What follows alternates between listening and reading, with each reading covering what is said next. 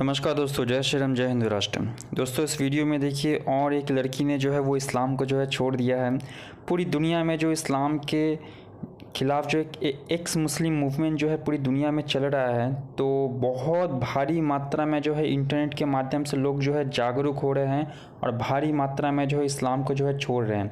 इस वीडियो में देखिए इस लड़की ने किस लॉजिक से जो है इस्लाम को छोड़ा है और इनकी जो है क्या कहानी है, कैसे इनके दिल में जो है ये ट्रिगर हुआ है। वीडियो में आप देखिए।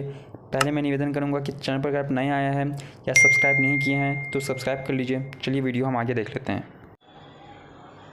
नमस्कार, आदाब। मैं हूं सफर हेरेटिक और एक बार फिर से बहुत बहुत स्वागत है आपका मेरे शो यूं ही कोई शख्स मुल्हिद नहीं बनता, जिसमें मेरी कोशिश है कि ज्यादा से ज्यादा एक्स मुस्लिम लोगों की कहानी आपके सामने लाई जाए ताकि एक्स मुस्लिम आवाम आगे आ पाए और हम सबको भी खुलकर जीने का मौका मिल पाए।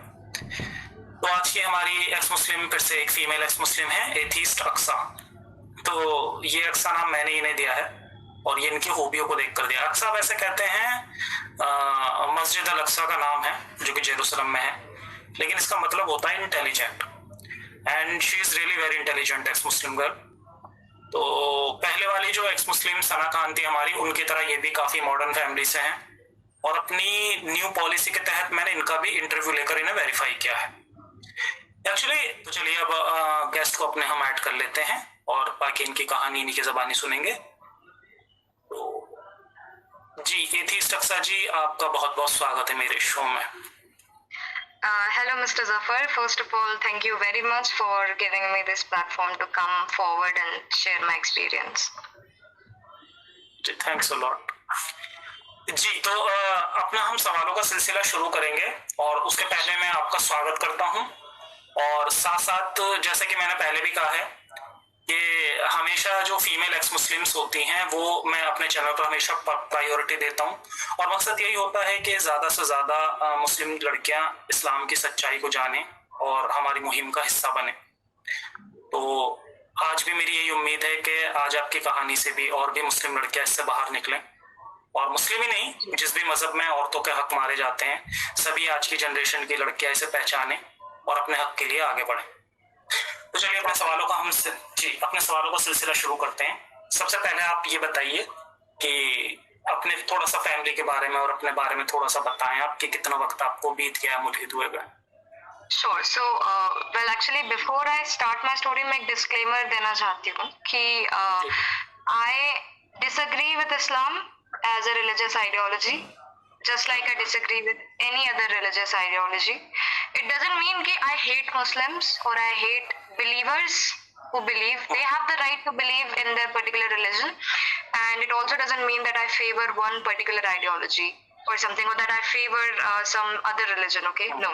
Being an atheist is just a lack of belief in God, and it's very important to separate the human beings from ideology, and humans should be treated individually. So with that being said, let me start my story. तो जैसे कि आपने मुझे ये नाम दिया Aqsa, well thank you so much for that. And मैं एक टिपिकल इंडियन देसी फैमिली से बिलोंग करती हूँ.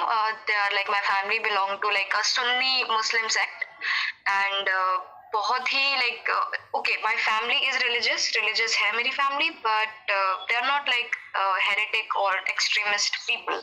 They are quite secular and moderate people हैं. एंड मुझे आई थिंक लगभग बेसिकली इस्लाम छोड़े हुए मुझे 3 साल होने को आए हैं. 1 साल मैं एग्नोस्टिक थी एंड देन लास्ट 2 साल से आई एम एन एथिस्ट. बहुत बढ़िया जी। तो क्या फिर थोड़ा सा और आप अपनी कहानी को आगे बढ़ाएं और आप बताएं कि बचपन से क्या कुछ आपने देखा, क्या कुछ सहा, क्या कुछ आपके साथ में हुआ। जी मेरी family they are like moderate people, extremist नहीं है. तो थैंकफुली मेरी जो स्टोरी है ये दूसरों as compared to other ex Muslims जो उनको स्ट्रगल्स होते हैं लाइफ में, थैंकफुली मेरी लाइफ में ऐसे कोई स्ट्रगल नहीं थे. So let me start my story. जैसे मैंने कहा कि मेरी फैमिली बहुत ही मॉडर्न टाइप की फैमिली है, तो उन्होंने हमेशा मेरी एजुकेशन को प्रायोरिटी दी. ठीक है, मुस्लिम सोसाइटी में स्पेशली लड़कियों की एजुकेशन को इतनी प्रायोरिटी नहीं दी जाती है. ठीक है, वो हमेशा एक रिग्रेसिव सोच रखते हैं, उनकी रिलीजियस आइडियोलॉजी उस चीज को प्रमोट करती है तो इसलिए लड़कियों को इतनी अपॉर्चुनिटी नहीं मिल पाती कि वो जाकर अच्छी प्रॉपर हायर लेवल एजुकेशन को प्राप्त कर सके। But thankfully in my case this was not true. मेरी फैमिली ने मुझे हमेशा से unlike the other girls of my age, उन्होंने मुझे हमेशा से एनकरेज किया कि मैं पढ़ाई करूं। वो बहुत स्ट्रिक्ट थे मेरे एजुकेशन को लेकर। तो आई थिंक मेरे एथिस्ट बनने का कहीं ना कहीं एक कोर वो क्रेडिट मेरी फैमिली को भी जाता है, क्योंकि उन्होंने मुझे किसी चीज़ को लेकर कभी फोर्स नहीं किया।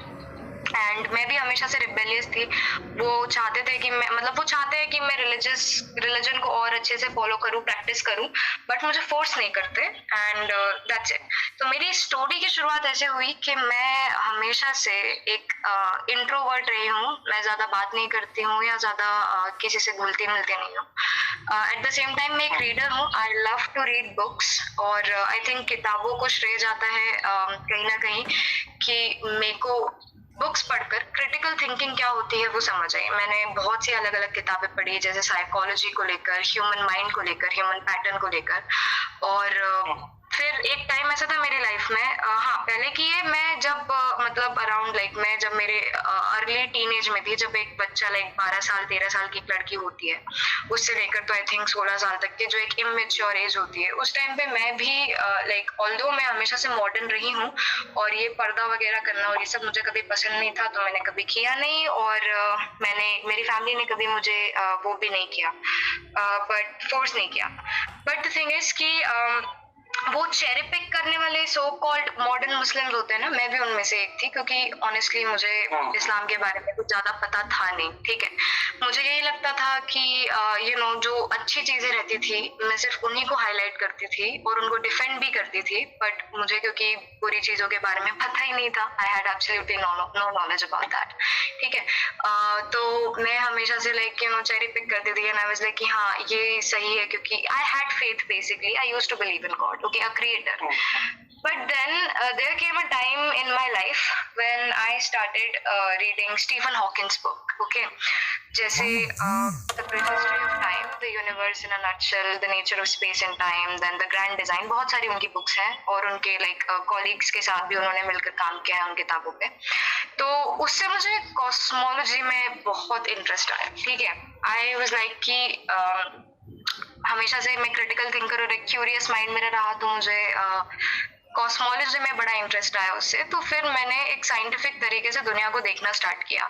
मैंने बिग बैंग के बारे में पढ़ा, मैंने ब्लैक होल्स के बारे में पढ़ा, मैंने एवोल्यूशन के बारे में पढ़ा, और इन सब चीज़ों को पढ़ते पढ़ते मुझे ये रियलाइज होने लगा कि ये जो चीज़ें साइंटिफिकली बताई गई हैं वो एक्चुअली फैक्ट बेस्ड है, बट ये बिल्कुल ही कॉन्ट्रडिक्टरी है जो मुझे आज तक के रिलीजन ने सिखाया है उसके।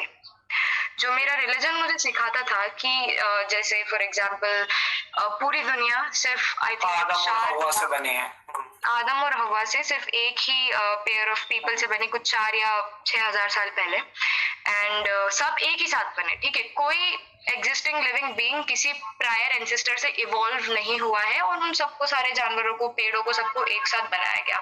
बट जब मैं एवोल्यूशन पढ़ रही थी, रिचर्ड डॉकिंस की जो बुक है बड़ी फेमस है, the greatest show on earth, तो वो बुक पढ़ के मुझे बहुत से ऐसे एविडेंस मिले जिससे मेरा यकीन एवोल्यूशन की तरफ पक्का हो गया कि एवोल्यूशन इज अ फैक्ट और इसको ये नकारा नहीं जा सकता। But on the contrary religion ऐसा नहीं कह रहा था। तो मेरा एक मेंटल बैटल चल रहा था खुद के साथ ही। क्यों? क्योंकि एक स्पेशली एक रिलीजियस माइंड, ठीक है, एक रिलीजियस माइंडसेट में और एक साइंटिफिक माइंडसेट में क्या डिफरेंस होता है, मैं पहले वो क्लियर कर देती हूँ, फिर मैं आगे बढ़ूंगी। तो रिलीजियस माइंड, साइंटिफिक अप्रोच क्या होती है किसी भी प्रॉब्लम को, not just a scientific problem but any problem, basically उसको सॉल्व करने का साइंटिफिक अप्रोच क्या होता है कि पहले आप किसी भी प्रॉब्लम के कॉजेस ढूंढें, उसके प्रोज एंड कॉन्स को देखें, उसके क्या फैक्चुअल एविडेंसेस है, क्या ऑब्जर्वेशंस है, and then coming to a rational conclusion on the, this is the method called how to think. क्योंकि मैंने साइकोलॉजी की बुक पढ़ी है तो मुझे उसके बारे में भी थोड़ा पता है कि ह्यूमन माइंड कैसे परसीव करता है इन सब चीजों को। तो how to think it was, but on the contrary religious approach क्या होती है, व्हाट टू थिंक, मतलब बचपन से ही स्पून फेड किया जाता है कि आपको सिर्फ इसी के बारे में सोचना है। ठीक है, पहले आप एक कंक्लूजन पे आ जाओ, फिर उसके अराउंड चेरी पिक करो स्टेटमेंट्स को जो आपके कंक्लूजन को सपोर्ट करे, even if when the facts contradict your particular beliefs. ये बहुत ही कॉमन लॉजिकल फैलेसी है जिसे कंफर्मेशन बायस कहते हैं, and people like Zakir Naik and other religious specially Islamic apologists like Ali Dawah and all those people, the Dawah mans, they are basically full with these logical fallacies। ठीक है, तो हाँ, अब मेरा ये समझाने का मतलब क्या था कि उस टाइम पे मैं ये सेकंड कैटेगरी की इंसान रिलीजन को लेके थी सिर्फ, ठीक है। अदर चीजों में I used to believe in the scientific approach, but when I was reading about evolution, when I was reading about Stephen Hawking's books basically, and Richard Dawkins books and Richard Feynman's book, जब मैंने mathematical models को पढ़ा, scientific methodology क्या होती है उसे पढ़ा, then I realized कि why spare religion? मैं रिलीजन को भी इस प्रोसेस से क्यों ना होके देखूं, instead of giving it a more advantage कि नहीं रिलीजन सबसे बेस्ट है, उसके हम क्वेश्चन नहीं कर सकते। जब मैं दूसरी चीजों को क्वेश्चन कर रही हूँ तो रिलीजन एज एन आइडियोलॉजी को भी मुझे इक्वली क्वेश्चन करना चाहिए, वरना I am a hypocrite, which I'm not, so started questioning religions as well, specifically Islam। Why? क्योंकि I belong to it, simple reason, ठीक है। तो I started questioning Islam। तो जो एक कोर क्वेश्चन था, the existence of a creator, ठीक है, was a more scientific approach for me rather than a religious one। But जब मैं रिलीजन को इसके अंदर लेके आती हूँ तो मुझे उनको भी इक्वल चांस देना चाहिए। मे बी कुछ ऐसी चीजें हैं जो मुझे नहीं आती, जो रिलीजन के अंदर है, उनका जो मैंने ट्रांसलेशन नहीं पढ़ा, शायद मैं गलत हूँ, तो I gave it a possibility of basically this was all. तो then I started reading about Quran basically, और उस मोमेंट तक के आई थिंक 2-2.5 साल पहले मुझे एक्स मुस्लिम मूवमेंट के बारे में कुछ नहीं पता था। मुझे नहीं पता था कि मेरे जैसे लोग एग्जिस्ट करते हैं, जो खुद डाउट करते हैं, जो खुद क्वेश्चन करते हैं, तो मुझे इन सब की चीज़ों के बारे में नहीं पता था। कुछ लोग ऐसे हैं, कुछ एक्स मुस्लिम है जिनकी एक्स मुस्लिम जो वीडियोस वो देखते हैं वो उनके ट्रिगर पॉइंट्स थे। मेरे लिए वो ट्रिगर पॉइंट्स बुक थे, मेरे लिए वो टर्निंग पॉइंट जो था वो बुक्स थे, ठीक है। तो मैंने जब कुरान को पढ़ना स्टार्ट किया, जब मैंने कुरान को actually just as an ideology के हिसाब से देखना चालू किया और फेथ को हटा कर देखना चालू किया, तो मैंने पाया कि जो बुक है it's full of misogyny, homophobia, religion based discrimination, extremism, paedophilia, patriarchy, indoctrination and basically just fear of after life. ये जो सारी चीजें थी ये मुझे एक शॉक की तरह आई, स्पेशली कब, जब मैंने देखा कि एक वाइफ बीटिंग वर्स है कुरान के अंदर, जिसके अंदर वो डोमेस्टिक वायलेंस को, स्लेवरी को, सेक्स स्लेवरी को, कॉन्क्यूबाइंस को जस्टिफाई करते हैं, not just back then but आज के टाइम में भी करते हैं, बिल्कुल। Exactly. और करने का रीजन ये है क्योंकि उसमें मना नहीं किया गया, हाँ, उसमें कभी भी उसे बैन करने के लिए नहीं कहा गया, इसलिए वो आज भी उसे जस्टिफाई करने की कोशिश करते हैं। वही तो I was like डम्बफाउंडेड, I was like इतना ज्यादा मैं शॉक हो गई थी कि कुछ टाइम तक के लिए, I mean to be very honest, मैं प्रोसेस ही नहीं कर पा रही थी इस इन्फॉर्मेशन को कि ऐसा भी कुछ literally in a true sense है। मैं खुद कितनी इग्नोरेंट थी इस्लाम को लेकर, और मुझे एक्चुअली में इस्लाम क्या था वो मुझे खुद को पता नहीं था, ठीक है। तो मैंने जब ये मेरे question I still gave it a possibility of doubt. मेरे को फिर लगा कि हो सकता है शायद मैंने इसे सही तरह से नहीं समझा हो, तो मैंने फिर से खुद को डाउट किया, एंड मैंने मेरी फैमिली में पूछा, तो मेरी फैमिली वालों ने मुझे बेसिकली यही जवाब दिया कि इसको लिटरल सेंस में नहीं लेना है, ऐसा कुछ नहीं होता, आपको इतना डीप जाने की जरूरत नहीं है वगैरह वगैरह। बट मेरा क्वेश्चन तो आंसर नहीं हुआ, और मैं हमेशा से क्यूरियस हूँ चीजों के जवाब मांगने के लिए।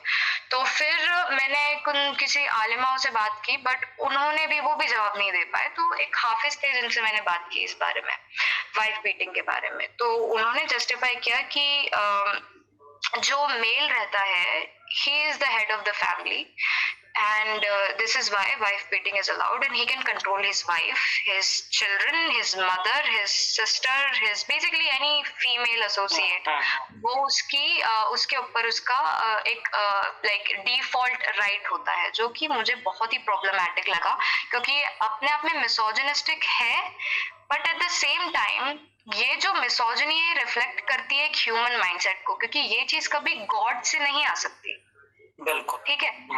तो उसके बाद हाँ, मैंने मिसोजिनी के साथ साथ होमोफोबिया पे भी क्या कि they are all human beings, right? Then why there is this discrimination?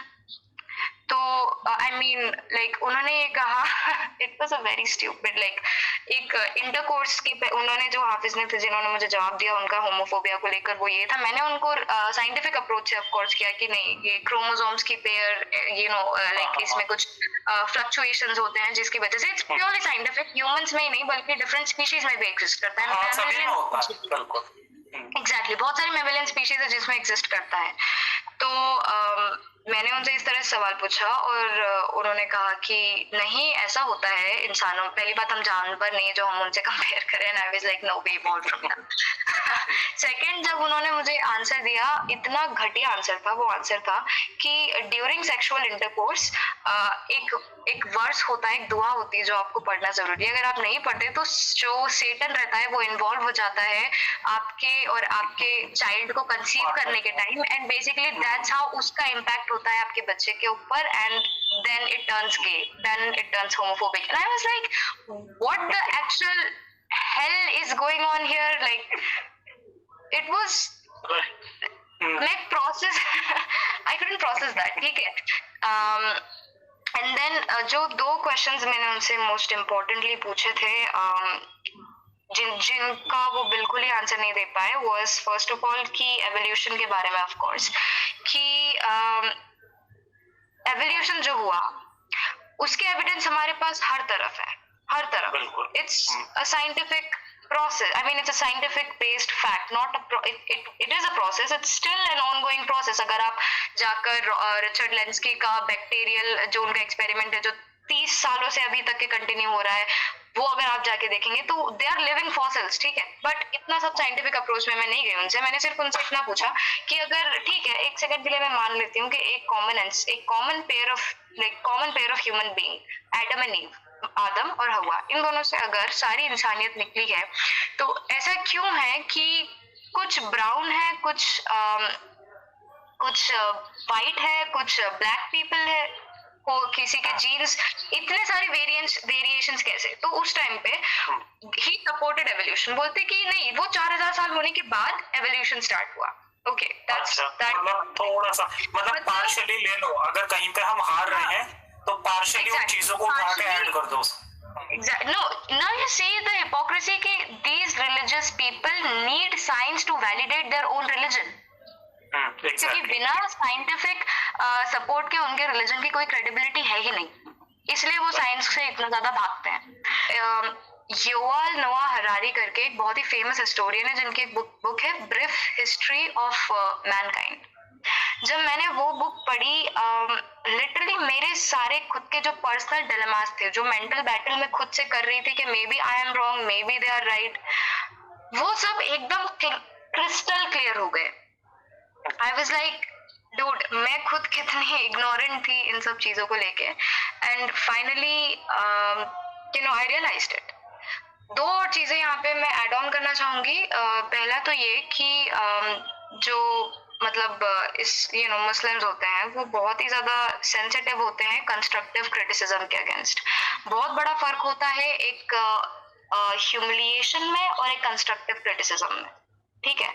Constructive criticism होना चाहिए हर चीज का, कोई सी भी आइडियोलॉजी हो, कुछ भी हो, लिटरली कुछ भी हो, कंस्ट्रक्टिव क्रिटिसिज्म हर चीज का होना चाहिए। और जब हम जैसे लोग जो एक्चुअली इस्लाम की रियलिटी को जानते हैं, जो उसका क्रिटिसाइज उसे करते हैं एज एन आइडियोलॉजी, तो मुस्लिम्स क्या करते हैं बेसिकली, दे पर्सनली स्टार्ट अटैकिंग अस। चलो अगर एक वो पर्सनल अटैक को भी मैं साइड में रख दूं, तो वो कहते हैं they are so sensitive and intolerant कि दे स्टार्ट सेइंग कि oh you are Islamophobe, you are an Islamophobe, you are an Islamophobe and all that. So first of all let me make this thing clear, Islamophobia जैसी कोई चीज exist नहीं करती है। In fact religious phobia जैसी कोई चीज एग्जिस्ट नहीं करती है। इफ इट्स क्रिश्चियनिटी फोबिया और जूडिज्म फोबिया और Hinduism phobia, whatever that is, ऐसा कुछ एग्जिस्ट नहीं करता है। क्यों? एक फोबिया में और एक फियर में बहुत बड़ा डिफरेंस होता है। फोबिया मतलब किसी भी चीज का इररेशनल फियर, और इरेशनल फियर और फियर में फर्क होता है। इरेशनल फियर और फियर में ये फर्क होता है कि अगर मैं एक माउंटेन टॉप पे हूँ और मैं उसके जस्ट एक एज पे खड़ी हूँ और मुझे बहुत बड़ी हाइट पे हूँ, मुझे बहुत डेप्थ दिख रही है और मैं वहां से गिर जाऊंगी, तो ऑफ कोर्स ये बात है कि मेरे अंदर एक ह्यूमन इंस्टिंक्ट एक फियर रहेगा जो मेरी ह्यूमन इंस्टिंक्ट्स है, ठीक है। लेकिन अगर मैं अपने घर में कंफर्टेबली अपने सोफा पे बैठूं और फिर ये सोचूं कि यार मैं तो हाइट से गिर जाऊं, ठीक है, मुझे हाइट से डर लग रहा है, तब भी वो एक इरेशनल फियर हो जाएगा और उसे फोबिया कहते हैं, ठीक है। तो इरेशनल फियर को फोबिया कहते हैं। बट इस्लाम एक ऐसी आइडियोलॉजी है जो इतने सारे इनह्यूमन चीजों को प्रमोट करता है। Violence, domestic violence, homophobia, paedophilia, child marriage, patriarchy, misogyny, then what it's called, not just misogyny, in fact, like going on and killing apostates, okay, then killing homosexuals. ये एक ऐसी डेंजरस आइडियोलॉजी है जो जिसमें immediate danger है involve. तो इस्लाम के against fear कोई इरेशनल फियर नहीं है, okay, it is a legitimate fear, it is a rational fear. क्योंकि अगर आप अपनी आइडेंटिटी नहीं बता सकते, क्योंकि अगर हम आके इन सब चीजों के अगेंस्ट इन्हें एक्सपोज करते हैं, अपना फेस दिखा के, अपनी आवाज दिखा के, तो ये लोग आके हम लोग को मार भी दें। That is immediate danger, that is immediate danger, and that is why Islam, and not just Islam, that literally any other religion has involved immediate danger in it, and this is why they are not irrational fear, they are rational fear. तो इसलिए Islamophobia जैसी या कोई और religious phobia जैसी कोई चीज नहीं होती। इसको समझने के लिए बहुत ही ओपन माइंड रखना जरूरी है। बट द थिंग इज, हाँ, anti Muslim bigotry may be एक टर्म है, क्योंकि मुस्लिम्स को of course as I say कि उन्हें as an individual human being जैसा ट्रीट करना चाहिए और जज करना चाहिए। क्यों? क्योंकि मोस्ट ऑफ द मुस्लिम्स, उन्हें खुद को इस्लाम के बारे में ज्यादा नहीं पता रहता, वो इतना डीप नहीं जाते हैं। And second and most importantly, जो मुस्लिम्स बेसिकली आप मॉडरेट मुस्लिम्स देखोगे, इवन इफ वो इन सब चीजों में बिलीव करते हैं, वो आपके साथ ऐसा कुछ करेंगे नहीं। बहुत ही कम परसेंटेज होगा हेरेटिक ऐसे जो लोग होंगे या फिर जो एक्सट्रीमिस्ट लोग होंगे, वही जाके कुछ आई थिंक 10 या 5% special in western countries and the countries where democracy is prevalent, except for Middle Eastern countries and countries like Pakistan. Islamic countries को छोड़ के जो दूसरी कंट्रीज है, वहां पे मुस्लिम्स, क्योंकि एक तो डेमोक्रेसी सपोर्ट करने के लिए, और वो खुद भी एज अ कल्चरल आइडेंटिटी इस्लाम से इतना ज्यादा अटैच नहीं रहते हैं। क्यों? क्योंकि उनको खुद को इस्लाम के बारे में इतना मालूम नहीं रहता। तो I think anti Muslim bigotry is may be a term, but Islamophobia is not, और any other religious phobia for that matter. तो वीडियो देख के आपको समझ में आ गया होगा कि जो अक्सा जी हैं वो कितनी बुद्धिमान है, कितनी पढ़ी लिखी है और कितनी लॉजिकल तरीके से जो है चीज़ों को उन्होंने जो है बताया है कि किस तरीके से इस्लाम जो है वो लोगों का जो ह्यूमन राइट्स है, इस्लाम में आप जो है खुल के कुछ पूछ नहीं सकते, कुछ बोल नहीं सकते, जो बस लिख दिया गया है, बता दिया गया है, फतवा दे दिया गया है, उसी को जो है आपको मानना है। इस्लाम में लड़कियों के लिए कोई आज़ादी नहीं है। इस्लाम जो है एपोस्टोट, जो इस्लाम को छोड़ देते हैं उनको जो है जान से मारने का बात करता है। जो होमोसेक्सुअल है उसको जान से मारने के लिए बात करता है। मतलब कि हर चीज़ में जो है बस जान से मार दो। इस्लाम में जो है हर चीज़ को, जो भी इस्लाम के ख़िलाफ़ जो है बोले, कुछ भी इस्लाम के ख़िलाफ़ लगे तो उसको जान से मार दो। बस उनका जो है ले दे के लास्ट सोल्यूशन यही है कि जो है ख़त्म कर दो। तो इस तरीके का चीज़ें हैं। बात यह है कि आप जब इस्लाम को ठीक से स्टडी करेंगे, आपको जो है पता चलेगा कि पूरा का पूरा इस्लाम जो है वो डिंग डोंग के आसपास में ही जो है घूमता है। आप इस्लाम को अच्छे से स्टडी करेंगे, उनके जो इस्लाम में जितने भी रिचुअल्स है, नियम है, वो इसी तरीके से डिज़ाइन किया हुआ है कि जैसे जो पुरुष मर्द है, उसका फैंटेसी जो उसके अंदर में होता है, काम वासना जो होता है, उसका किस तरीके से आपूर्ति किया जाए, इसी को ध्यान में रखते हुए सारा ये जो हलाला है, मुता निकाह, मिस्यार निकाह, चार शादी, ये सब चीज़ आप ध्यान से देखिए तो वो एक मर्द के अंदर जो काम वासना है उसको पूर्ति करने के लिए आपको जो है दिखाई देगा। और जो है इनके महापुरुष जितने भी है, सहाबा है, नबी है, इनका पूरा का पूरा ज़िंदगी आप देखिए, लूट मार, सेक्स स्लेवरी, इन्हीं सब चीज़ों में जो है पूरा का पूरा इस्लाम जो है पूरा इतिहास जो है इस्लाम का इसी में जो है आसपास घूम रहा है। तो कोई मोरालिटी नहीं है, कोई मानवता नहीं है, कोई अच्छा चीज़ नहीं है, लड़कियों के लिए तो नरक है। तो इस तरीके की चीज़ों को जो है जान के समझ के आज जब लोगों को इंटरनेट के माध्यम से ये सब चीज़ एक्स मुस्लिम के माध्यम से पता चल रहा है, या फिर लोग खुद भी स्टडी कर रहे हैं, वेरीफाई कर रहे हैं, जान रहे हैं, समझ रहे हैं कि सच्चाई क्या था और इनको क्या आज तक बताया जाता था शुगर कोटिंग करके। तो सच्चाई तो बहुत दिन तक छुपता नहीं है। आप कुछ लोगों को कुछ समय तक बेवकूफ़ बना सकते हैं, सभी लोगों को बहुत समय लंबे समय तक बेवकूफ़ नहीं बना सकते हैं। तो आप लोग जो है जाग रहे हैं और बहुत भारी मात्रा में जो है वो लड़कियां जो हैं वो मुस्लिम लड़कियां वो इस्लाम को जान रही हैं, समझ रही हैं और जो है छोड़ रही हैं, तौबा कर रही हैं, क्योंकि उनको पता चल रहा है कि इसमें रहते हुए इनकी ज़िंदगी जो है पूरी तरीके से बर्बाद हो सकती हैं। तो जो मुस्लिम लड़कियां जो है इस्लाम को छोड़ रही हैं, अगर वो अनमैरिड है तो डेफिनेटली वो शादी भी करेंगे किसी न किसी के साथ में, तो शादी करना ही पड़ेगा। तो मैं निवेदन करना चाहूँगा कि आप अगर एक एक्स मुस्लिम लड़की हैं, अगर आप अनमैरिड है, अविवाहित है, तो कृपया करके आप अपने विवाह के लिए हमेशा एक हिंदू लड़कों को ही जो है आप प्रेफरेंस दीजिए, प्राथमिकता दीजिए।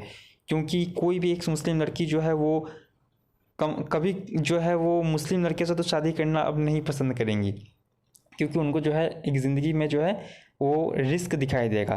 तो ज़्यादा अच्छा यही है कि अगर आप भारत में रहती हैं, एक मुस्लिम हैं, तो आप अपने विवाह के लिए सबसे पहले एक हिंदू लड़कों को ही प्रेफरेंस दीजिए, ताकि आपके ज़िंदगी में जो है विवाह के पश्चात कोई भी समस्या इस तरीके का ना आए जो कि एक मुस्लिम लड़की को बहुत भारी रिस्क रहता है आने का, जैसे 3 तलाक, हलाला, इन सब चीज़ों का, बुर्का वुर्का और भी जो भी घरेलू समस्याएं होती हैं मुस्लिम लड़कियों को। तो इन सब चीज़ों से अगर बचना है तो मैं हमेशा यही बोलूँगा, सलाह दूंगा आपको कि अगर आप एक मुस्लिम लड़की हैं तो आप हमेशा एक हिंदू लड़कों से ही, हिंदू लड़के, एक अच्छे किसी हिंदू लड़के से ही देख के विवाह करके सुखी संपन्न जीवन को आप व्यतीत करें। ये आपका प्राथमिकता होना चाहिए। भले ही आप हिंदू धर्म को अच्छा मानती हो, ना मानती हो, एथिस्ट हो या फिर हिंदू धर्म को अच्छा मानती हो, कुछ भी हो, लेकिन आपको अपनी ज़िंदगी को, भविष्य को ध्यान में रखते हुए हिंदू लड़के से ही शादी करना चाहिए। तो आप जो है हमेशा खुश रहेंगी। तो वीडियो जो है दोस्तों आपको कैसा लगा है, अच्छा लगा हो तो लाइक करिए, दोस्तों के साथ में ज़रूर शेयर करिए। जो भी एक्स मुस्लिम चैनल के जो वीडियोस होते हैं अपने मुस्लिम मित्रों के साथ में आप शेयर करिए, ताकि उनको अंदर जागरूकता आए, और चैनल को सब्सक्राइब भी कर लीजिए। धन्यवाद। जय श्री राम, जय हिंदू राष्ट्र।